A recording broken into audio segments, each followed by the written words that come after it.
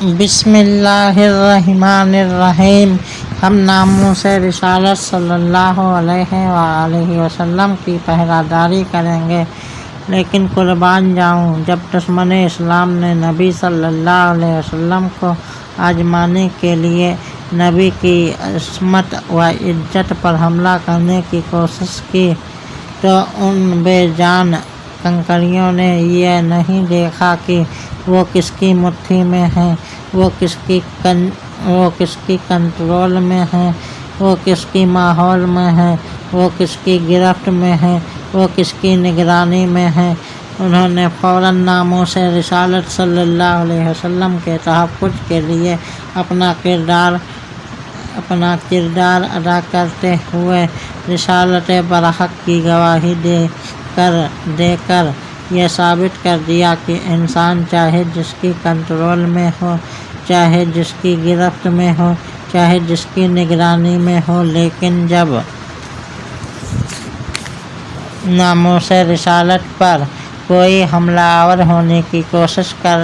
کرے تو چپ نہیں رہنا، غلامی کا حق ادا کرنا ہے، تابعداری کا حق ادا کرنا ہے، اپنائیت کا حق ادا کرنا ہے، وفاداری کا حق ادا کرنا ہے، ناموس رسالت صلی اللہ علیہ وسلم کے تاج و تخت کے تحفظ کے لیے چوکی داری کرنی ہے، انجام کی پرواہ کیے بغیر نبی صلی اللہ علیہ وسلم کی ناموس کے لیے نوکری کرنی ہے، اور ہم جہان بھر گویا اعلان بنا دینا چاہتے ہیں کہ اگر بھوٹان میں یا سوڈان میں، اگر بنگال میں یا بنکاک میں، اگر بمبئی میں یا کراچی میں، چاہے جھنگ میں یا لاہور میں، چاہے ایشیا میں یا عرب میں، چاہے افغانستان میں یا ایران میں، چاہے افریقہ میں یا امریکہ میں، چاہے تنزانیہ میں یا برطانیہ میں، چاہے نجد میں یا عراق میں، چاہے اردن میں یا تہران میں، بلکہ اگر دنیا کے کسی حصے میں بھی میرے رسول اللہ صلی اللہ علیہ وسلم کے عزت پر حملہ ہوا، ناموس رسالت پر ہمارا امتحان لینے کی کوشش کی تو وہ یاد رکھے کہ ابو جہل کی مٹھی میں بے جان کنکری نے نہیں دیکھا کہ وہ کس کی مٹھی میں ہے، تو اسی طرح اگر ناموس رسالت صلی اللہ علیہ وسلم پر حملہ ہوا تو ہم بھی نہیں دیکھیں گے کہ ہم کس کی مٹھی میں ہیں، ہم کس کی گرفت میں ہیں، ہم کس کے کنٹرول میں ہیں۔ ہم لبیک یا رسول اللہ صلی اللہ علیہ وسلم کی صدائیں لگاتے ہوئے میدان میں اتر آئیں گے، اس لیے کہ کوئی سوچ سمجھ کر جرأت کرے، اس لیے کہ ہم اپنے نبی صلی اللہ علیہ وسلم کی ناموس کے تحفظ کے لیے کسی کے رعب و دبدبے کی خاطر میں نہیں لائیں گے۔ ابو جہل کی مٹھی میں بند کنکریوں نے انسانیت کو درس دے دیا کہ انہوں نے وقت آنے پر ابو جہل کی طرف نہیں دیکھا، ناموس رسالت صلی اللہ علیہ وسلم کے تحفظ کے لیے نبی صلی اللہ علیہ وسلم کی ذات کی طرف دیکھا ہے۔ یاد رکھو کہ اگر یہ کوڑے کا ڈھیر بن جانے والی کنکریاں، اگر یہ پاؤں کے نیچے رونڈی جانے والی کنکریاں، اگر یہ ہکیل جانے والی کنکریاں، اگر استنجے کا ڈھیلا بن جانے والی کنکریاں، اگر یہ جوتے کے نیچے دبا دی جانے والی کنکریاں، تو وہ بے جان کنکریاں اگر تحفظ ناموس رسالت صلی اللہ علیہ وسلم کے لیے ابو جہل کی مٹھی کی پرواہ نہیں کرتے،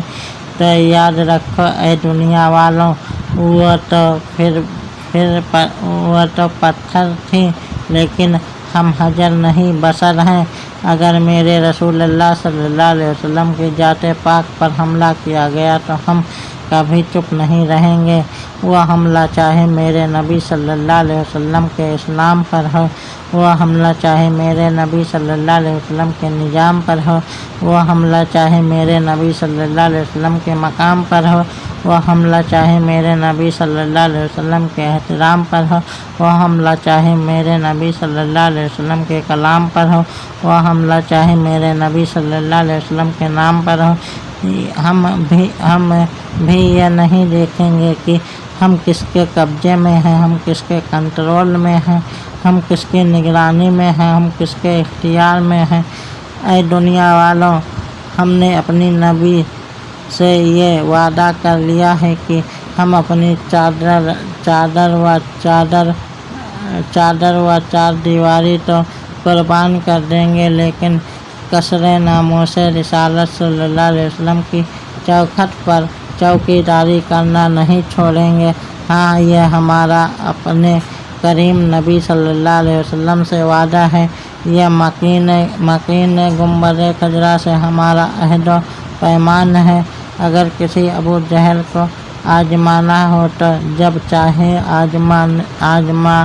لے، ہمارا عقیدہ یہ ہے کہ تیرے نام پر مٹا ہوں، مجھے کیا غرض نساں سے، تیرے نام پر مٹا ہوں، مجھے کیا غرض نساں سے، مجھے خاک میں ملا کر میری خاک بھی اڑا دو، مجھے خاک میں ملا کر میری خاک بھی اڑا دو۔ ارے کیا ملے گا اتنا ایثار و قربانی کا وعدہ کرنے سے، جان و مال کی پرواہ کیے بغیر قصر ناموس رسالت کی چوکھٹ پر چوکی داری کرنے سے؟ تو میرے بھائیوں، یہی تو جواب وہ کنکریاں دے گئی ہیں کہ جب تک وہ چپ تھیں تو اس وقت تک ابو جہل کی مٹھی میں تھیں، لیکن جب ناموس رسالت صلی اللہ علیہ وسلم کے لیے بول پڑی تو پھر محمد مصطفیٰ صلی اللہ علیہ وسلم کے قدموں میں تھیں۔ یعنی جو چپ رہتا ہے وہ دشمن اسلام کے ہاتھ میں دبا رہتا ہے، جو نام نبی پر بول پڑتا ہے وہ بانی اسلام صلی اللہ علیہ وسلم کے قدموں میں آ جاتا ہے، جو چپ رہتا ہے وہ کافر کے کنٹرول میں رہتا ہے، جو بول پڑتا ہے وہ پیغمبروں کی نگاہ میں آ جاتا ہے۔ تو میری آج کی تلاوت کیے ہوئے لفظوں کا ترجمہ مکمل ہوا۔ یا ایھا النبی، اے غیب کی خبریں بتانے والے، وآخر دعوانا ان الحمد للہ رب العالمین۔